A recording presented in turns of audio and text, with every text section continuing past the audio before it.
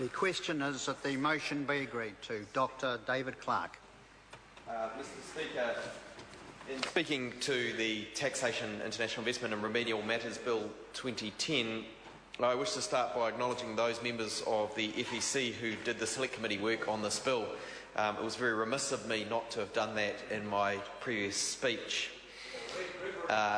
I also want to congratulate Simon Bridges, firstly on his appointment as chair to the committee and subsequently on his elevation to the rank of Minister outside Cabinet. The opposition colleagues, and indeed I believe John Hayes, enjoyed his brief and able facilitation of questions and the opportunity to shape legislation positively for the benefit of all New Zealanders, something Mr Brownlee just alluded to. Labor supports the bill, but we will oppose the part that concerns the removal of the approved issuer levy. And our overall decision to support the bill is an on-balance decision, having assessed the merits and the demerits of the bill in its current form. And the Labour Party's concern in respect of the approved issuer levy relate to the further erosion of the tax base, and this is at a time of falling government revenue. In this wider context matters, Mr Speaker.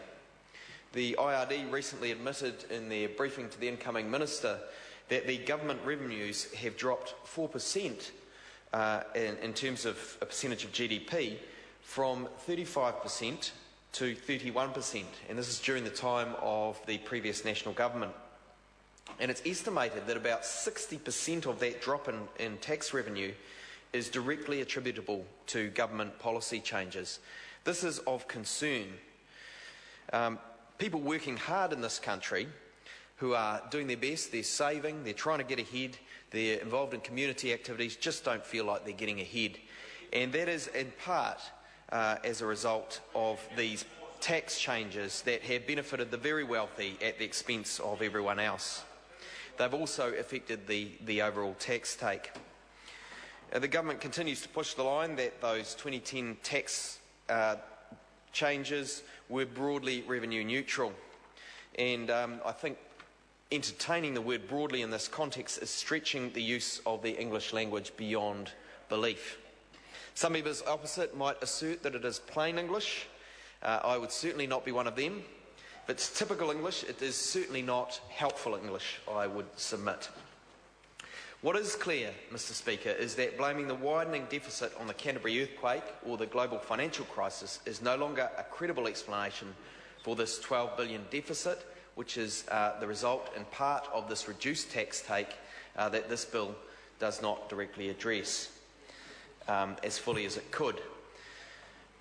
That $12 billion deficit that's predicted this year will cost New Zealand households $7,500 each. That's $7,500 being borrowed on behalf of every New Zealand household to fund current programs, including the tax cuts for the very wealthiest New Zealanders. And Mr Speaker, I don't think that's good enough. National members continue to repeat as an article of faith that the economy will improve with time, but the reality is they have no idea how they're going to achieve this. This is an article of faith. They have no plan. And as revenues drop, and this bill does not guard against it, we can't afford services important to the smooth running of the economy and of society. I think here of the police, the Reserve Bank, other features of a stable democracy that is good to invest in, which gets to the heart of this matter.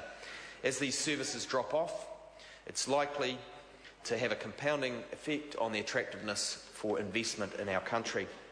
And changes proposed in this bill favour foreign lenders of capital and large entities that borrow from them.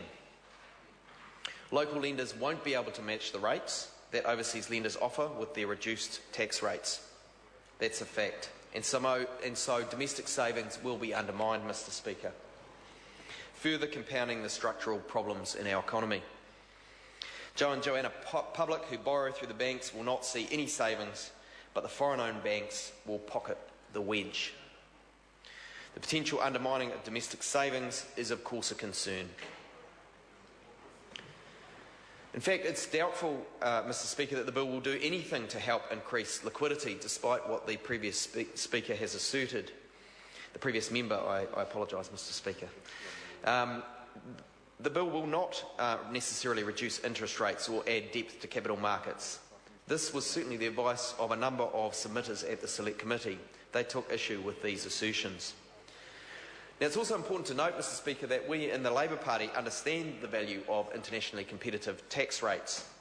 We don't wish to see New Zealanders competing overseas disadvantaged, and we don't want to see those overseas who would wish to invest in and support New Zealand businesses scared off. But we do, in New Zealand, believe in seeing everyone pay their fair share. That is something the Labour Party believes in. Now, the National Party aren't happy with that, but it is something that we think is a fair proposition. If there was substantial evidence of threats to the ability of New Zealand to fund its offshore borrowing requirements, or for our banks and other corporate borrowers to fund their borrowings, there might be a case for reducing the costs of overseas borrowers through taxes and approved issuer levies. Substantial evidence on that front, I'm afraid, has not been presented. Instead, it looks like, once again, a tax break is being given to the big end of town, to the detriment of our tax base.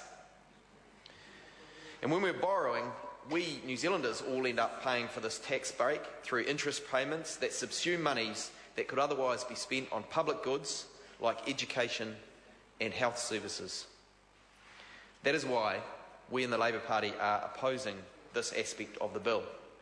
Efforts to tighten up rules around the applied issuer levy would be much more productive than simply dumping it.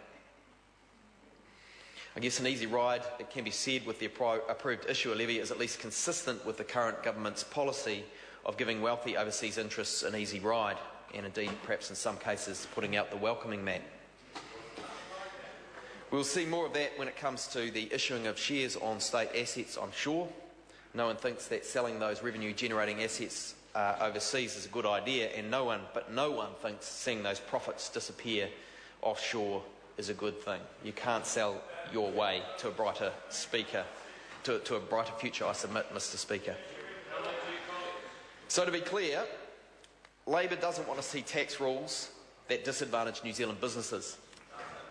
And it wants to guard against deadweight loss to the economy by reducing the proper tax burden for foreign-based companies where it will not affect investment decisions. The zero rate for the approved issuer levy on payments made by approved issuers to non-residents under some debt instruments is not something that we feel is prudent. We on this side of the House are concerned that in some cases the current tax system already effectively offers a lower tax burden to offshore sources of capital, thereby providing an undesirable incentive for funds to be sourced offshore rather than to be retained overseas, or saved domestically. And that's an important point to raise. Ensuring that tax treatment is as fair and balanced across jurisdictions as it can be is the government's responsibility. It appears they could have done further work to allay fears that this is not the case.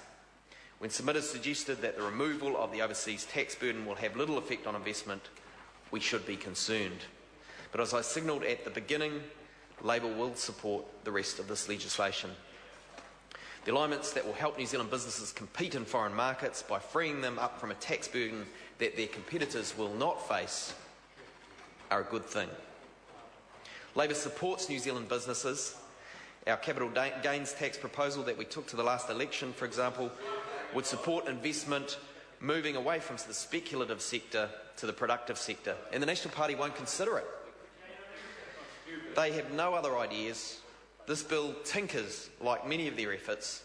In this instance, and on balance, we think the tinkering is positive, and that's why we'll support parts of this bill, apart from those that are concerned with the applied issuer levy. Shifting wealth to the big end of town is a theme. Borrowing without a plan to pay it off is unwise. There are much bigger issues to address before New Zealanders feel like they're going to get ahead through their hard work in the current situation. And while we support this bill, I submit, Mr Speaker, think it contains large elements of tinkering. I call John Hayes. Mr Speaker, far from tinkering.